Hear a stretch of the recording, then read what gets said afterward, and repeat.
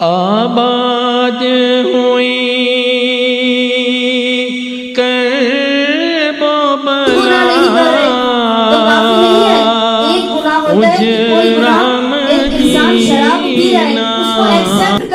اس کو قبول کر لینا، اس کے بارے میں ہم یہ سوچ لیتے ہیں کہ یہ شراب پی رہا ہے، میرا کیا جاتا ہے، میں تو شراب نہیں پی رہی، وہ نماز نہیں پڑھ رہی تو نہ پڑھے، وہ حجاب نہیں کر رہی تو نہ کرے، میں تو کر رہی ہوں. نہیں، بلکہ اس کو آپ نے جب خاموش ہو گئے، اس کو گناہ کرتے ہوئے دیکھا، آپ نے ایکسپٹ کر لیا، آپ کی ذہن کے اندر کوئی تبدیلی نہیں آئی، اس کے بارے میں درد محسوس نہیں کیا، تو کہا یہ بھی گناہ میں شمار ہوگا. اسی لیے شریعت نے کہا امر بالمعروف واجب ہے. جب کسی کو گناہ کی طرف دیکھو تو اس کو روکو. نہیں تو آپ لوگ یہ بنی اسرائیل، قرآن کے قصے ہم پڑھتے ہیں، بنی اسرائیل کو کیوں سزا ملی؟ بڑے بڑے عابد تھے، بڑے بڑے زاہد تھے بنی اسرائیل کی قوم میں، لیکن ان کو سزا کیوں ملی؟ کہ جب بنی اسرائیل کی قوم تباہ ہونے لگی تو ایک عابد کو جب پتا چلا کہ ہماری قوم میں تباہی آنے والی ہے تو فوراً خدا کی بارگاہ میں دست پا دعا ہوا کہ یا اللہ میں تو عابد ہوں، میں تو اپنی عبادت کرتا ہوں، میں تو روزے رکھتا ہوں، مجھ پر عذاب الہی کیوں نازل ہوگا؟ تو اس وقت حد میں غیبی سے آواز آئی، تو عابد تھا، تو زاہد تھا، تو اپنے لیے تو نے اپنی قوم کو تباہی سے نہیں بچایا، اسی لیے تیری عبادت بھی میں تیرے منہ پر مارتا ہوں، تیری عبادت کسی کام کی نہیں ہے. کیوں؟ کیونکہ تو اپنی قوم کو دین کی طرف نہیں لا رہا. صلوات پڑھے ور محمد اللہم صلی علی محمد وآل محمد. تو عزیزان گرامی سمجھیے اپنے مقصد کو کہ ہمارا مقصد کیا ہے. اس سوچ کو پیدا کریں، اس سوچ کو اپنے اندر کریٹ کریں کہ ہم نے اس دنیا سے کچھ لے کے جانا ہے، ہم نے اس عزاداری سے کچھ حاصل کرنا ہے. یہ لنگر نیاز کا اہتمام کرنا یہ عام نہیں ہے، بلکہ اللہ تعالیٰ نے اس کے اندر غریبوں کا حصہ رکھا ہے. کہ غریب کہاں سے کھائے؟ کیوں خمس کو واجب قرار دیا؟ کیوں زکات دینے کا کہا؟ کیوں کہا کہ صدقہ دو؟ کیوں کہا کہ آپ لوگ قربانیاں دو؟ کیوں کہا کہ فطرہ دو؟ اس لیے کہ اس کے اندر اللہ نے غریب کا حصہ رکھا ہے. غریب کہاں سے کھائے گا؟ فقیر کہاں سے کھائے گا؟ محتاج کہاں سے کھائے گا؟ معذور کہاں سے کھائے گا؟ اللہ نے امیروں کے رزق کے اندر یہ حصہ رکھ دیا ہے کہ وہ فطرہ بھی نکالے، وہ زکات بھی دے، وہ خمس بھی دے، وہ قربانی بھی دے. کیوں؟ اور کہا کہ غریبوں میں تقسیم کر لو، غریبوں میں تقسیم کر دو. کیوں؟ کیونکہ امیر کے مال کے اندر اللہ نے غریب کا حصہ رکھا ہے. اور اسی لیے ہم امام حسین کی عزاداری کرواتے ہیں کہ حسین کی عزاداری کے اندر ہم شریعت کو نافذ کریں، شریعت کی باتیں لوگوں کو بتائیں کہ شریعت محمدی اصل میں ہے کیا. کیونکہ آج ہماری عزاداری کے اندر اتنا بگاڑ آ چکا ہے کہ ہم نے اس عزاداری کو ایک رسم سمجھ لیا، رسمی طور پر عزاداری کرتے ہیں کہ 10 دن سینہ گوبھی کی عزاداری کروائی اور اس کے بعد بس ختم. عزیزان گرامی یہ تو حسین کی دن ہے غم کے، اور 10 محرم کے بعد جناب زینب کے دن شروع ہو جاتے ہیں، جناب زینب کے دن شروع ہو جاتے ہیں. عزاداری کو سمجھے کہ اس عزاداری کے اندر اللہ نے کتنی برکات رکھی ہے، کتنے اس کے اندر اللہ نے فیوز و برکات رکھی ہے، کتنی رحمتیں رکھی ہیں. کہا ایک انڈیا کا شخص ہندو تھا جس کا غالباً نام تاریخ میں سیف الدولہ نام آتا ہے. کہا کہ وہ ہر سال اپنے گھر میں تعزیہ رکھواتا تھا، ہر گھر میں جب مجلس حسین ہوتی وہ اپنے گھر میں عزاداری کرواتا، مجلس حسین کے لیے لنگر نیاز کا خرچ کیا کرتا تھا. کہ ایک سال اس نے جب اس کو اللہ نے مال و دولت دیا، ہندو شخص تھا، کہ اس نے بہت زیادہ حسین کی عزاداری میں خرچ کیا. جب اگلا سال ماہ محرم آیا تو وہ بیمار پڑ گیا. سارے دوست رشتہ دار احباب آ گئے، اس کو بڑے بڑے حکیموں کے پاس طبیبوں کے پاس لے کے جایا گیا، لیکن اس کا مرض ختم نہیں ہوا. پریشان ہو گیا کہ یا اللہ میں تو حسین کے لیے اتنا خرچ کرتا ہوں، میرا مرض کو دوام ہو رہا ہے، دن بدن میرا مرض بڑھتا جا رہا ہے. کہا ایک دن اس کے اوپر وقت نزا آ گیا، یعنی موت کا وقت قریب آ گیا.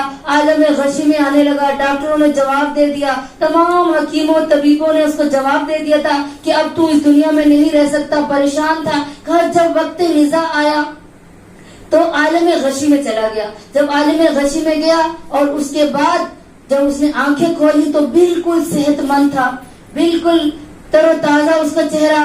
حیران ہو گیا، فوراً اپنے بیٹے سے کہنے لگا جاؤ کسی مسلمان شیعہ عالم دین کو لے آؤ. सब रिश्तेदार हैरान हो गए, कहा क्यों बुला रहे हो? कहा मैं फौरन, ऐसा ना हो मेरे पास टाइम कम है, मेरे पास शायद वक्त कम होगा, मैं फौरन मुसलमान होना चाहता हूँ, मैं शिया होना चाहता हूँ। कहा क्यों? कहा अगर तुम शिया हो गए हम रिश्तेदार तुम्हें छोड़ देंगे। दोस्तों ने कहा हम तुम्हें छोड़ देंगे, बीवी ने कहा मैं तुम्हें छोड़ दूंगी, औलाद ने कहा हम छोड़ देंगे। उसने कहा सब मुझे छोड़ दे बेशक, लेकिन मैं मुसलमान भी होऊंगा और मैं शिया भी जरूर होऊंगा। कहा हुआ क्या, हमें बताओ तो सही। अभी इतने बीमार थे, हालत नज़र तुम्हारे पर तारी था, एकदम तुम्हें क्या हो गया? कहा तुम्हारे सामने मुझे डॉक्टरों ने जवाब दिया था, तबीबों ने जवाब दिया था, हकीमों ने जवाब दिया था। कहा मैं वक्त नज़र में जब गशी के आलम में गया तो मैंने देखा एक नूरानी शख्सियत मेरे पास आई है और मेरे को हाथ नहीं लगाया। कहा क्योंकि तू काफिर है, लेकिन मैं तुझे बताऊं मैं हुसैन इब्ने अली हूँ। तू ना चाहे हिंदू था, चाहे तू काफिर था, लेकिन तूने मेरे उन्नास खर्च की है, तूने लंगर को बनाया है, तू आजादारी करवाता था, इसलिए मैं तुझे सेहत अता कर सकता हूँ, इसके अलावा मैं तुझे कुछ नहीं दे सकता। कहा जब मैं आलमे गशी से बाहर आया तो मेरे ऊपर सेहत आ गई थी, मुझे अल्लाह ने सेहत अता कर दी थी, इसलिए मैं फौरन मुसलमान होना चाहता हूँ। सब लोगों ने उसकी बात को कबूल किया और फौरन एक शिया आलिम दीन को बुलाया गया और वो मुसलमान हो गया। और कहा फिर हर साल आज भी लखनऊ में उनका खानदान मशहूर है कि जो हर साल आजादारी करवाते हैं। तो अज़ीज़ान गिरामी, आजादारी के अंदर अल्लाह ने ये रूहानियत रखी है, ये ताकत रखी है कि जो मजलिस हुसैन करवाते हैं, जो सीना कोबी करते हैं, जो मार्फत हुसैन रखते हैं, उनको हुसैन इब्ने अली अता करते हैं। इनके दरवाजे पर अगर कोई आसी बनकर आए, कोई गुनाहगार बनकर आए तो ये उसे हुर बना देते हैं। आप सब जानते हैं कि हुर वो इंसान था कि जिसने सबसे पहले हुसैन इब्ने अली के घोड़े की रकाब को पकड़कर कहा था, ए हुसैन इब्ने अली अब तेरा वक्त खत्म हो गया है, अगर तू चाहता है कि तेरी जान बाकी रहे तो यजीद की बैयत कर ले। तो हुसैन इब्ने अली ने फरमाया था कि मैं कभी भी बैयत नहीं करूंगा। अगर मेरे बाप दादा ने माविया की बैयत की होती, मेरे नाना ने सुफियान की बैयत की होती तो मैं आज यजीद की बैयत कर लेता, मैं बैयत नहीं करूंगा। और यही हुर कि जिसने पहले हुसैन इब्ने अली के घोड़े को रोका था, 10 मुहर्रम को ये हुर अलैहिस्सलाम बन गया था कि आज हम भी जब ज़ियारत हुसैन के लिए जाते हैं तो हुर को सलाम करते हैं, हुर की जरी पर जाते हैं कि ये हुर जब आया तो किस तरह आया। और मौला के पास आकर रोज़े आशूर क्या कहा, मौला मैं खुद से आपसे कुछ तलब करने के लिए आया हूँ। तो हुसैन इब्ने अली ने फरमाया, ए हुर तू अपने आप को गुनाहगार ना कहना, मैंने तुझे माफ कर दिया है। और हुर ने कहा मौला इसलिए मैं सबसे पहले अपनी जान आप पर कुर्बान करना चाहता हूँ। तो अजीजान करामी वो उस दौर का हुर था, तो आज के दौर में भी हुसैन इब्ने अली हमें पुकार रहे हैं कि कोई है कि जो हुर बनना चाहता हो, कोई है जो हबीब इब्ने मज़ाहिर बनना चाहता हो, कोई है कि जो इस दरवाजे पर आए कुछ मांगे तो तड़प कर मांगे। आज भी हुसैन अपने चाहने वालों को अता करते, आज भी हुसैन इस अदादारी करने वालों को अता करते हैं और बहुत कुछ अता करते हैं। लेकिन शर्त यह है कि अकीदत से मांगे, शर्त यह है कि मारिफत से मांगे, शर्त यह है कि अपने आप को आसी समझते हुए मांगे, अपने आप को गुनाहगार समझते हुए मांगे। कहें कि या हुसैन इब्ने अली हम आपकी आजादारी में आए हैं, आप पर हमारा जानो माल कुर्बान हो हुसैन इब्ने अली, आप हमारी मदद करें। तो हुसैन इब्ने अली अपने बंदों को अता करते हैं, जो इस आजादारी में आता है उसको हुसैन इब्ने अली अता करते हैं। आज भी जो ज़ियारत पर जाता है ना अज़ीज़ान गिरामी और हुसैन से तड़प कर मांगते हैं, दौलत जिनके पास नहीं उनको हुसैन दौलत अता करते हैं, जो बीमार है उनको शिफायाबी अता करते हैं, जो बे औलाद है उनको औलाद अता करते हैं, हर बंदे को अता करते हैं। चाहे कोई हिंदू आए, चाहे कोई काफिर आए, चाहे कोई ईसाई आ जाए, लेकिन हर एक को ये अता करते हैं।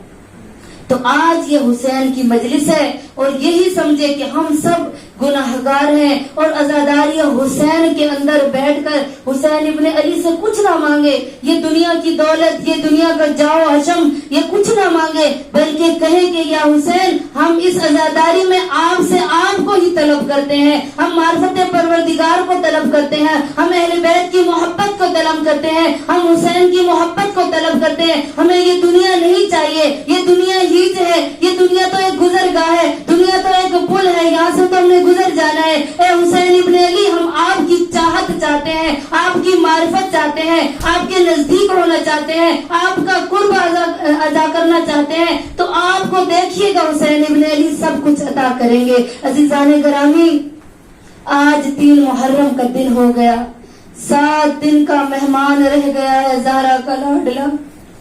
पूरा साल हम इस माह मुहर्रम का इंतजार करते हैं कि कब माह मुहर्रम का चांद तुलू होगा, हम फर्श अज़ा पे बैठेंगे, हम सबीलों को लगाएंगे, हम लंगर और न्याज का एहतमाम करेंगे। आज देखिए 3 मुहर्रम हो गई, 7 दिन का मेहमान ज़हरा का लाडला हुसैन को इस तरह से रोए जैसे एक बूढ़ी माँ जवान बेटे की लाश पर गिरिया करती है। अरे जिसका सब कुछ खत्म हो जाए वो किस तरह से तड़प कर रोता है। आज इस तरह रोए जैसे हमारी आखिरी मजलिस हो। हमें नहीं मालूम कि हम अगले साल मुहर्रम में होंगे या नहीं, हमें तो मौला इतना भी नहीं पता हम यहाँ से उठकर घर जा सकेंगे या नहीं। ए हुसैन इब्ने अली, हम आज की मजलिस में आपसे आपकी मारिफत तलब करते हैं। हमें इस दुनिया से माहशम नहीं चाहिए, हमें दुनिया की दौलत नहीं चाहिए, हमें हुसैन आप अपनी मारिफत नसीब फरमाए, दुनिया में अपनी ज़ियारत नसीब फरमाए, आखिरत में अपनी शिफात नसीब फरमाए। ए हुसैन इब्ने अली, हमें दुनिया नहीं चाहिए, ये दुनिया तो खत्म हो जाएगी। अज़ादाराने हुसैन, आज 3 मुहर्रम का दिन हो गया। आप सब जानती हैं कि 3 मुहर्रम के दिन हुसैन इब्ने अली वारिदे करबला हो चुके थे। 2 मुहर्रम को हुसैन का काफिला जब वारिदे करबला हुआ, मेरे मौला ने सबसे पहले आकर करबला में आए ना, तो मेरे मौला ने फरमाया ये जमीन का मालिक कौन है? अरे शरीयत को बताने वाले हुसैन। पूछा कि इस जगह का मालिक कौन है? किसी ने बताया कबीले बनी असद इस जगह का मालिक है। मेरे मौला ने 60,000 दिरहम में उस जगह को खरीदा और कबीले बनी असद के पास आए और कहा कि मैं तुमसे जमीन को खरीदता हूँ। ए कबीले बनी असद के लोगों, मैं तुम्हें कुछ वसीयतें करना चाहता हूँ। कबीले बनी असद के लोग बैठ गए। अरे मेरे मजलूम मौला ने वसीयतें करना शुरू कर दी। मेरे मौला फरमाते कबीले बनी असद के लोगों, और जब 10 मुहर्रम को हमारे बेगौरों कफन लाशों को देखना तो आकर उनको दफना देना। और फिर दूसरी वसीयत की, कहा कि जब मेरा मेहमान शिया आए ना और मेरी जियारत के लिए आए, अज़ादाराने हुसैन देखिए उस वक्त भी मेरे मौला को अपने ज़ाहिरों की कितनी फिक्र थी। मेरे मौला फरमाते हैं कबीले बनी असद के लोगों, और जब कोई मेरा चाहने वाला मेरी जियारत को आए तो 3 दिन उसको खाना पीना देना। अरे 3 दिन उसका ख्याल रखना और सोचना कि वो हुसैन का मेहमान है। मैं कहती हूँ गरीब ज़हरा, उस वक्त भी आपको अपने शियों की फिक्र पड़ी हुई थी, अपने अज़ादारों की फिक्र पड़ी हुई थी। मेरे मौला ने तीसरी वसीयत क्या की? कहे कबीले बनी असद के लोगों, इस जमीन को मैं मुबाह करार देता हूँ। मेरी तीसरी वसीयत ये है कि जब यहाँ से काबिले लश्कर यजीद चला जाए ना, हमारे बेगौर कफन लाशों को दफना देना। अरे जब हुसैन इब्ने अली वसीयतें कर चुके, फिर कबीले बनी असद से मुखातिब होकर कहते हैं ए कबीले बनी असद के मर्दों, पहले मेरी नसीहत तुम्हारे साथ है कि जब तुम देखना ना 7 मुहर्रम को हमारा पानी बंद हो जाए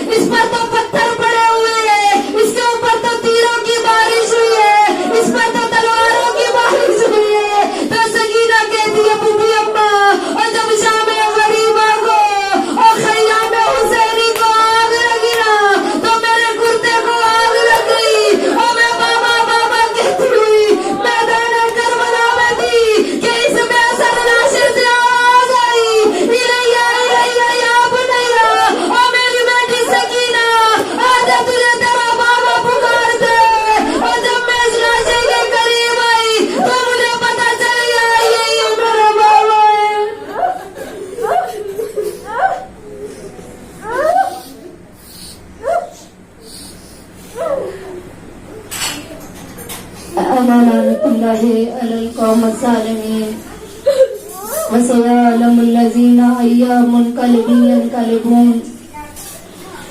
روتے ہوئے آنکھوں سے دعا کریں یا اللہ محمد آل محمد کا واسطہ ہماری